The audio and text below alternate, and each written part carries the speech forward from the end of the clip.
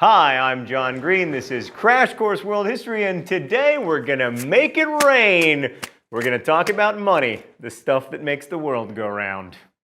Not very good at making it rain. Mr. Green! I'm sorry, but money doesn't make the world go round. That's actually conservation of angular momentum. It's the same thing that allows, like, figure skaters to turn in circles. Look, me from the past, I know you came in 4th in physics among all C students in the entire state of Alabama in the 1994 State Academic Decathlon Tournament, but that doesn't actually make you good at science.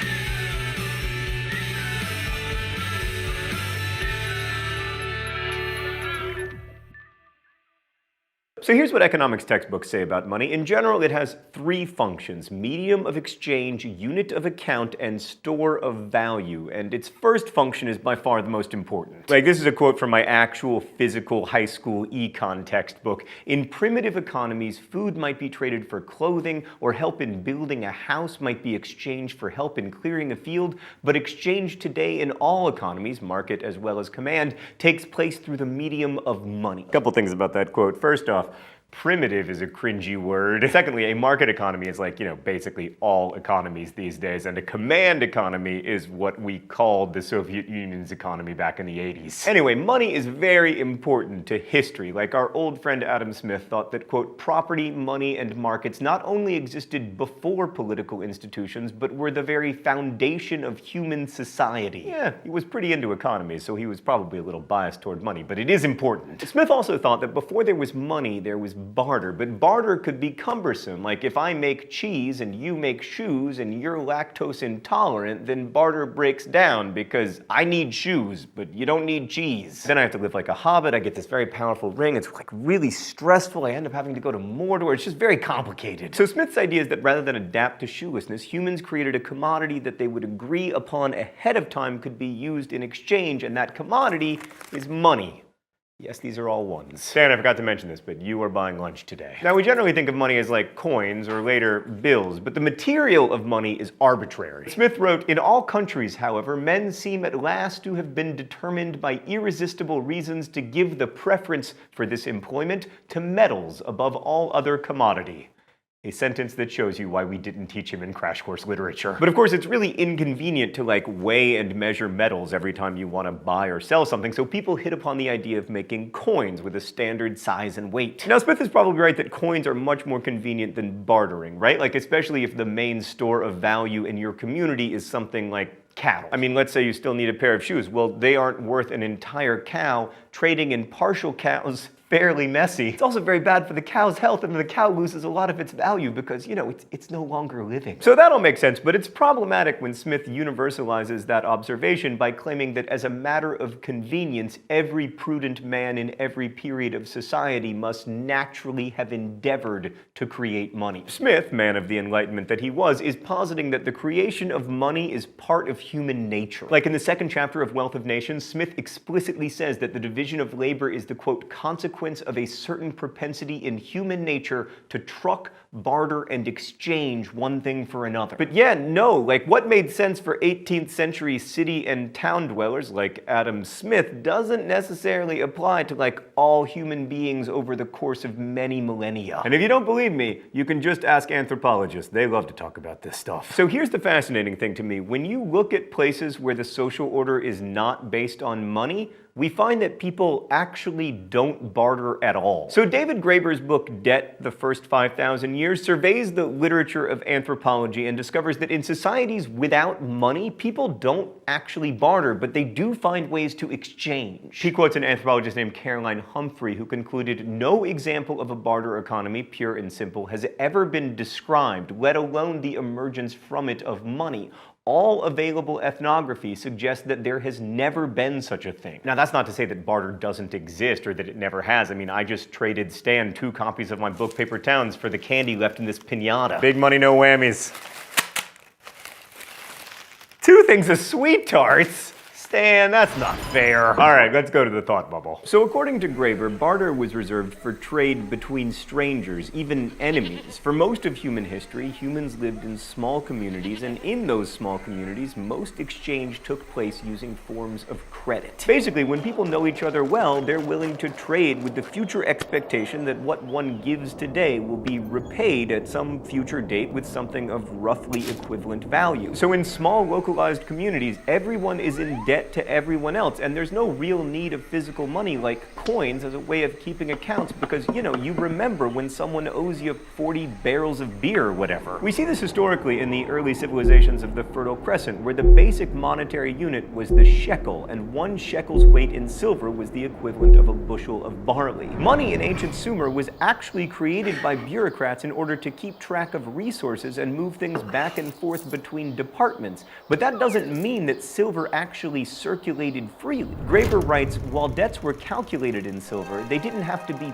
paid in silver. So while some people seem to think that money is naturally backed by precious metals, usually gold or silver, that doesn't seem to have been the case. It was enough to establish that something was worth a shekel or a fraction thereof, and then trade for something of equivalent value, wheat or whatever else, without actually having to have the shekels change hands. And this was especially helpful in economies where taxes and payments to workers were both in grain rather than money. Thanks, Thought Bubble. So first, Graeber blows our minds by telling us that Adam Smith was all wrong about money evolving from barter societies, but what about credit as the precursor to money? I mean, he's basically saying that credit cards aren't an advancement so much as they're a return to the glorious past, except instead of trust, there are like large faceless corporations with the power to sue you. So the essence of credit is debt, and at least according to Graeber, that's the glue that holds social orders together, at least if you consider debt at its heart to be about obligation. At least one of the things that binds us together as a community is the recognition that we owe our neighbors something and that they owe something to us in return. It's like keeping your lawn mowed so that you can keep your neighbor's property values high. It doesn't make sense to have a lawn. They're expensive and time-consuming, and you can't eat grass. But you take care of your lawn for the same reason your neighbors take care of theirs, out of a sense of mutual obligation. But money changes our understanding of those obligations, right? Because once we're able to put a price on our obligations, we can make them transferable, which wouldn't be possible without money. Like, for instance, it allows you to hire someone to mow your lawn for you. But Graeber argues that money, especially in the form of coinage, also made chattel slavery possible. So in West African social orders before the arrival of Europeans, money was used, but only for weddings, funerals, and other activities that like cemented human relationships,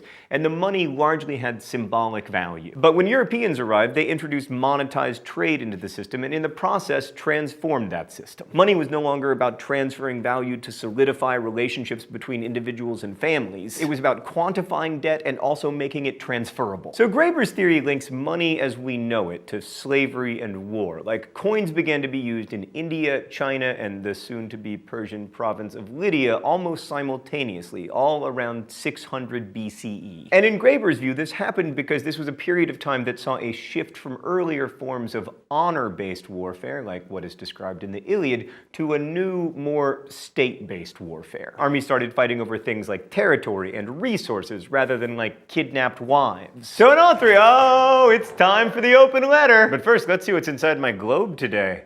Oh, look! It's a molten core of nickel and iron. Can you turn into coins? Oh, Stan! Look how rich I am! Virtually. Thought Bubble's clearly much better at making it rain than I am. An open letter to honor-based warfare. Dear honor-based warfare, I guess now is the time in the video that I have to tell you that I don't entirely agree with Mr. Graeber. Like with the Iliad, we were telling ourselves a story about why we went to war, right? We went to war not for resources, but for glory.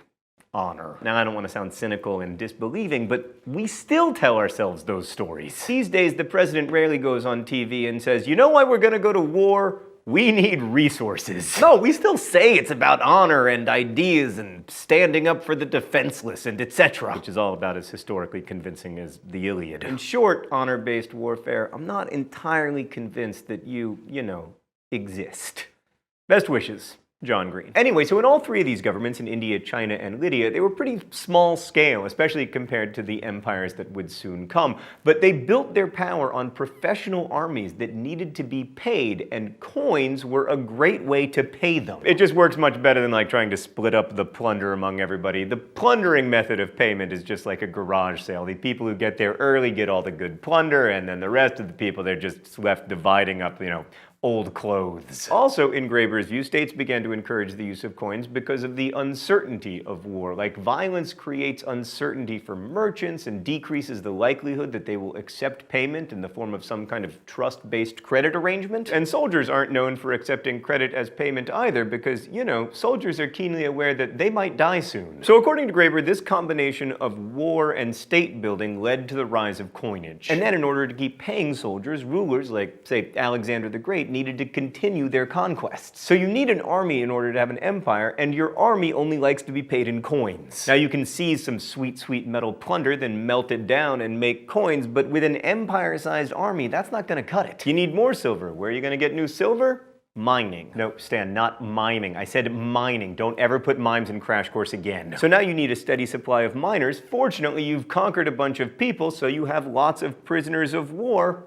And now you have slavery. This military coinage slavery complex was described explicitly in the Arthasastra, a political guidebook written by Minister Kautilya for the Mauryan dynasty that made it clear that coins and markets sprung up above all to feed the machinery of war. He wrote, "The treasury is based upon mining, the army upon the treasury. He who has the army and the treasury may conquer the earth." And Graeber says that China followed a similar pattern. He writes, "The same fractured political landscape, the same rise of trained professional armies, and the creation of coined money largely in order to pay them." So if money is a creation of the state and its military, then it follows that when the state fails, as it did in Europe after the fall of the Western Roman Empire, coinage largely disappears. And that's exactly what happened, actually. But of course, that doesn't mean that transactions fail to take place or that trade completely disappears, but it did decline a lot. And in situations like that, people often revert to the virtual credit systems that we talked about earlier, the ones that rely more on personal connections than on, like, state enforcement. So Adam Smith's origin myth of money, that it derives from people's natural desire to make barter more convenient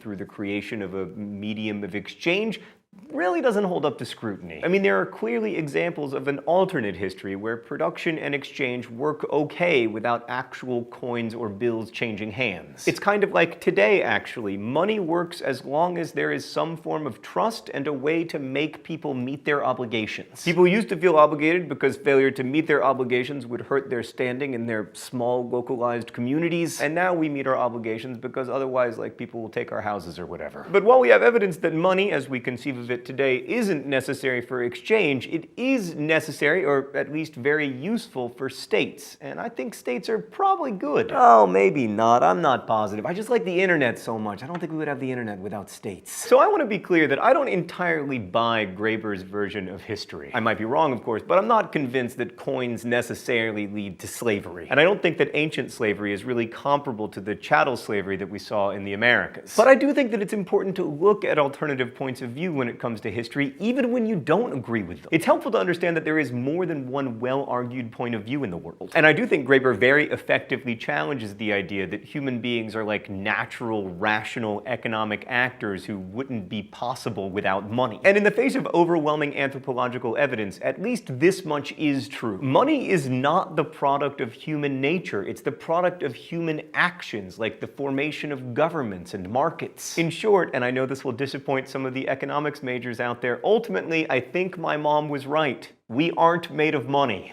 Thanks for watching. I'll see you next week. Crash Course is made with the help of all of these nice people. I didn't want to do the credits without my globe, and it exists because of your support through Subbable.com. Subbable is a voluntary subscription service that allows you to support Crash Course directly. We want to thank all of our Subbable subscribers, and thanks to everyone for watching. As we say in my hometown, don't forget to be awesome.